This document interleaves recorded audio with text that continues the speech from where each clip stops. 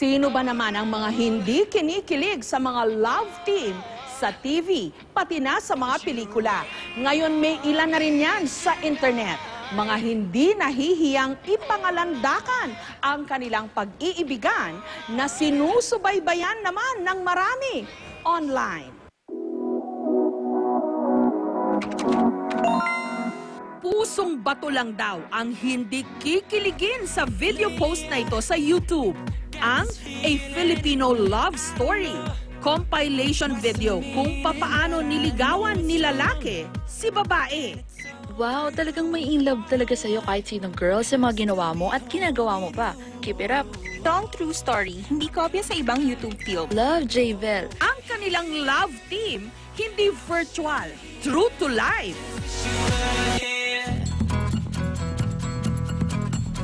Ang Lovebirds, dito sa probinsya ng Albay namin natagpuan. Hello po, magandang araw po sa inyong lahat. Si Jay at Luvel, mas kilala ngayon bilang J-Vel. Kasing ganda niya ang mayon. For sure ako. Magkukontra. Si Luvel, 17 anyos, part-time model at kontesera sa mga beauty pageant.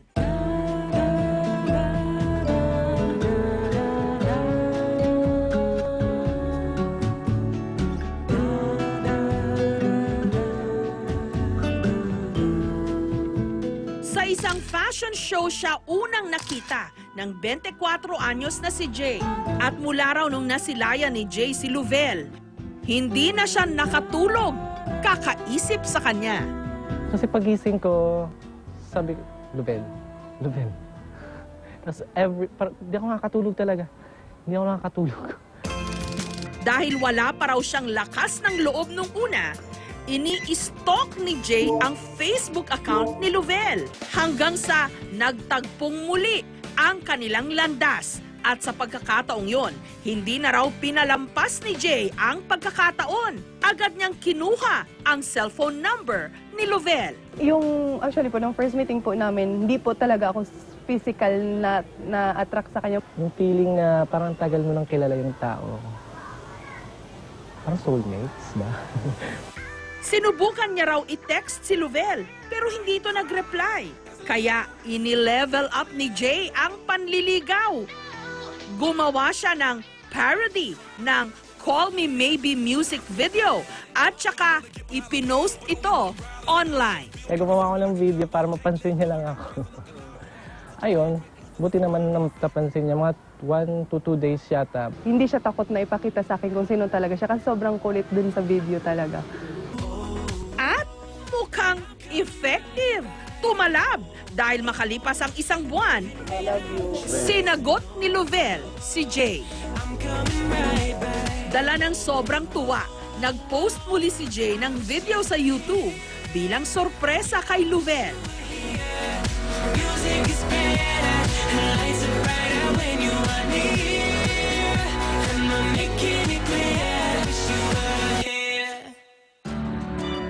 Pero laking gulat ni Jay na ang video na para lang sana kay Luvel, napanood ng mahigit 6,000 beses. Dito na sila nagsimulang umani ng fans at nabansagang J-Vel. Ako talaga, ayaw ko po talaga kasi gusto ko talaga sana, private sana. Pero ngayon po na marami po kayong nag-appreciate sa amin, siguro po ipagpapatuloy na lang po namin. Ang kanilang mga tagahanga, gumawa pa ng fan page sa Facebook na meron na ngayong libo-libong likes. And due to insistent public demand, may sarili na silang YouTube channel ngayon, ang J-Vel TV. Bagamat sikat na raw ang kanilang online love team, may ibibigay ako sa'yo. ipinapangako pa rin ni Jay kay Luvel. Luvel, isa kang rosas sa maraming tinik kasi walang lokal. Ano ini? Liligawan pa rin niya ito, araw-araw. Nito lamang Martes, may bagong video raw silang ipopost para sa kanilang fans. Ito, kami ngayon sa league nun. Ay, ano na ba? Mag-AV. Ano ba yung tawag dyan? Mag-zipline nga kami.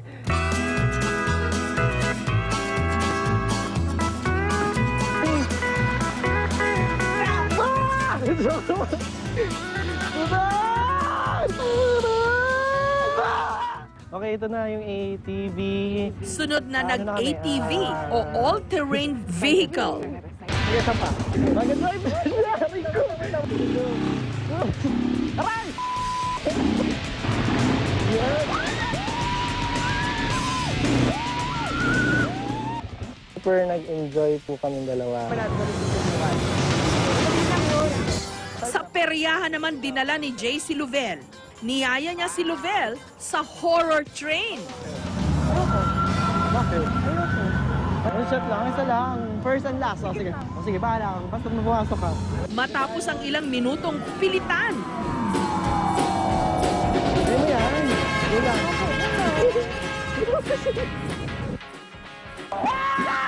ang hindi alam ni Luvel, may inihandang sorpresa rito si Jay para sa kanya. Paglabas ng horror tunnel,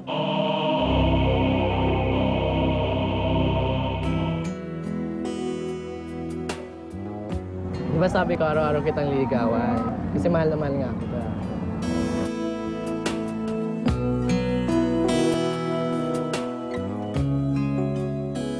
Sabi ko, hihintayin ko yung right time para dun sa darating sa akin.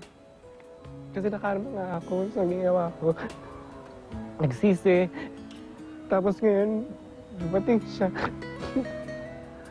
Sabi ko, gagawin kong lahat para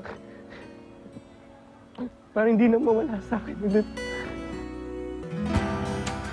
pagkatapos ng date, agad nila itong ipinost sa Jvel TV. Parang masaya po ako, thankful po ako sobra kay God na parang bigla na lang po siyang dumating eh.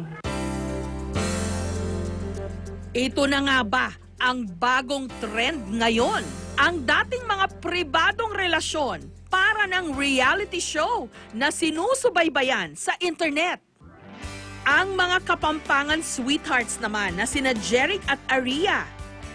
Ang bawat espesyal na okasyon sa kanilang buhay, uploaded din.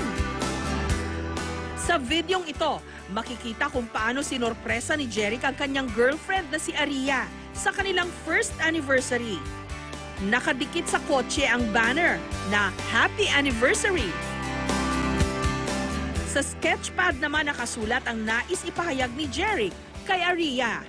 Ang videong ito may 10,000 plus likes sa Facebook.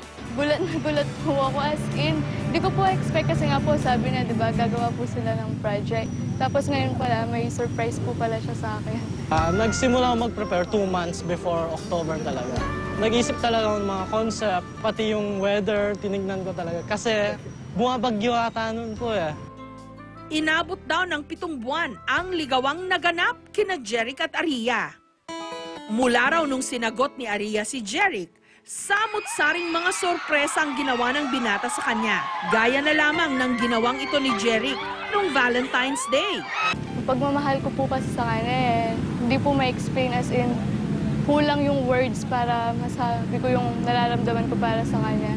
As in, mahal na mahal ko po siya.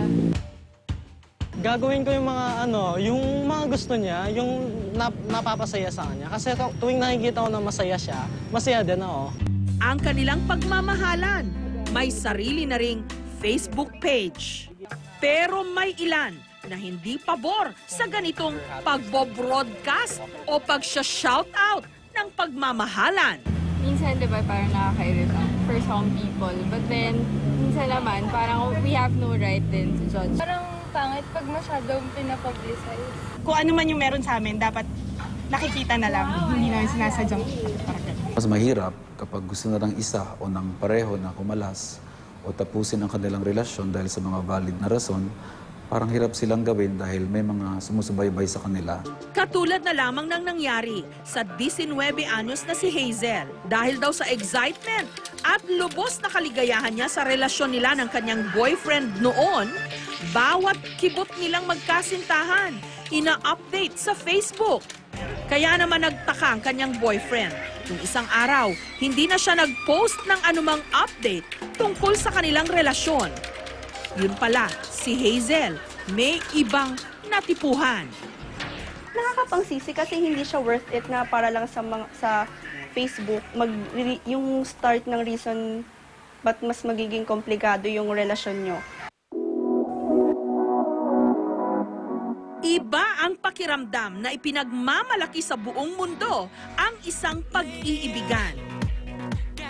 Pero dapat may hangganan pa rin ang pagpapahayag ng damdamin online. Lalo pat minsan, kahit sa katahimikan lang, pwedeng maiparamdam ang wagas na pagmamahalan.